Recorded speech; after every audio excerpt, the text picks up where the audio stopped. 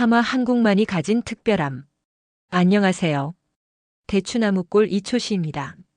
부도지와 암호화폐의 만남 3화입니다. 오늘은 좀 특별한 질문으로 시작해 보겠습니다. BTS는 왜 전 세계에서 사랑받을까요? 기생충이나 오징어 게임은 왜 전 세계 사람들의 공감을 얻었을까요? 단순히 음악이 좋고 스토리가 재밌어서일까요?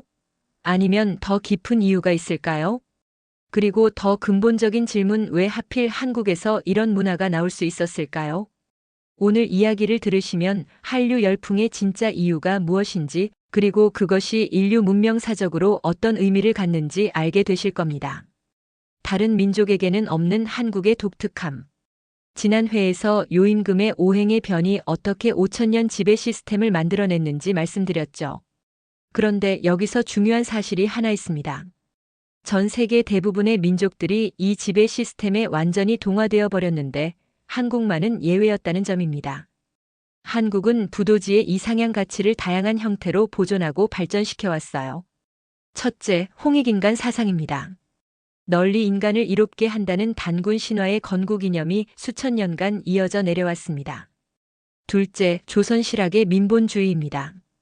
정약용은 백성이 나라의 근본이니 백성이 편안해야 나라가 편안하다고 했고, 박지원은 모든 사람이 생산 활동에 참여해야 한다고 주장했습니다. 셋째, 동학의 인내천 사상입니다. 사람이 곧 하늘이다라는 최재우의 선언은 모든 인간의 본질적 평등성을 주장한 혁명적 사상이었어요. 그리고 가장 중요한 것은 일상 문화 속에 살아있는 상생의 가치들입니다. 품앗이는 뭐죠? 서로의 노동력을 나누어 공동의 이익을 추구하는 시스템이에요. 이게는 어떤가요? 금융기관이 없던 시대에 서로 돈을 모아 필요한 사람이 쓰고 나중에 갚는 상호 금융 시스템이었습니다. 향약은 지역 공동체가 자율적으로 운영되는 민주적 거버넌스였고, 둘에는 농사일을 함께 처리하는 협업 시스템이었죠. 이 모든 것들이 부도지가 제시한 홍익인간과 탈경계화의 가치를 실생활에서 구현한 것들입니다. 서구 문명과의 근본적 차이. 서구 문명과 한국 문명은 근본적으로 다른 철학을 갖고 있어요. 서구는 개인주의 대 집단주의라는 대립구조로 사고하죠. 개인의 자유냐, 집단의 이익이냐 하는 식으로 말이에요. 하지만 한국의 전통 사상은 다릅니다. 개인의 발전이 곧 공동체의 발전으로 이어지는 상생 구조를 추구해요. 서구는 경쟁을 통한 승자독식 시스템을 당연하게 여기지만 한국은 협력을 통한 공동 번영을 추구합니다. 서구는 소유권 중심의 배타적 경제관념을 갖고 있지만 한국은 공유와 순환 중심의 포용적 경제관념을 갖고 있어요. 이런 차이가 어디서 나온 걸까요? 바로 한국만이 오행의 변 이전의 가치, 즉 부도지의 이상향을 보존했기 때문입니다. 한류에 숨겨진 잃어버린 이상향의 가치. 이제 한류 이야기를 해보겠습니다.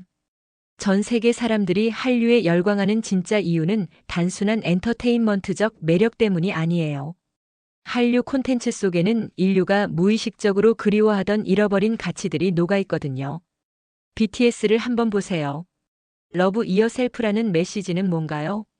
외적 성취보다 내적 가치를 중시하는 철학이에요.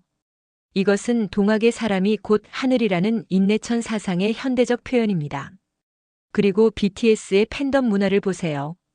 팬들이 단순히 소비만 하는 게 아니라 아티스트와 함께 성장하고 성공의 기쁨을 나누는 상생 구조입니다. 이건 품앗이 정신의 현대판이에요. K-드라마는 어떤가요? 대부분의 K-드라마는 개인의 능력보다 팀워크를 통한 문제 해결을 강조합니다. 갈등을 대립이 아닌 이해와 화합으로 풀어가는 스토리텔링이 특징이에요. 승자독식이 아닌 모두가 함께 행복해지는 결말을 추구하죠. 기생충과 오징어 게임은 어떨까요?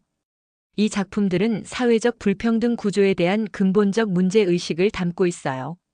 모든 인간이 동등한 존재라는 가치관을 예술적으로 표현한 겁니다. 이것이 바로 홍익인간적 공정성 추구인 거죠.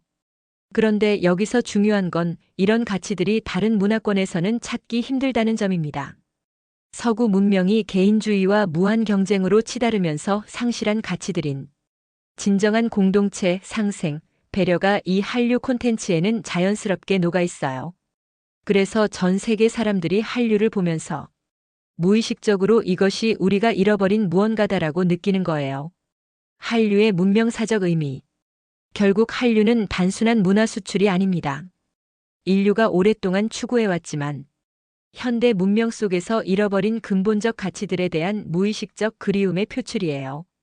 한류가 제시하는 것은 무한 경쟁 사회에서 잃어버린 공동체적 유대감, 개인주의 극단화로 사라진 상호부조와 배려의 정신, 물질적 성공만을 추구하며 놓친 정신적 가치와 내적 평화, 효율성과 합리성만 중시하며 소외된 인간적 온정과 정서. 한류는 현대 문명의 모순을 극복할 수 있는 대안적 가치관을 제시하고 기술 발전과 인간적 가치가 양립할 수 있다는 희망의 메시지를 전달하고 있어요. 정리해보면 한국만이 가진 특별함은 첫째, 부도지의 이상향 가치를 5,000년간 전통 사상으로 보존해온 유일한 민족이라는 점. 둘째, 개인주의와 집단주의를 모두 뛰어넘는 제3의 길, 즉 상생의 철학을 발전시켜온 점. 셋째, 이런 가치들이 현재 한류 문화를 통해 자연스럽게 전 세계로 확산되고 있다는 점. 그런데 여기서 중요한 질문이 하나 남습니다. 이런 가치들을 단순히 문화로만 전파하는 것으로 충분할까요? 아니면 실제 경제 시스템을 바꿀 수 있는 구체적인 방법이 있을까요? 놀랍게도 그 답이 바로 암호화폐와 블록체인 기술에 있습니다. 다음 사화에서는 암호화폐와 블록체인의 진짜 의미라는 주제로 부도지의 뗏목 시스템과 현재의 블록체인이 어떻게 연결되는지, 그리고 5,000년 만에 찾아온 한국의 기회에 대해 알아보겠습니다.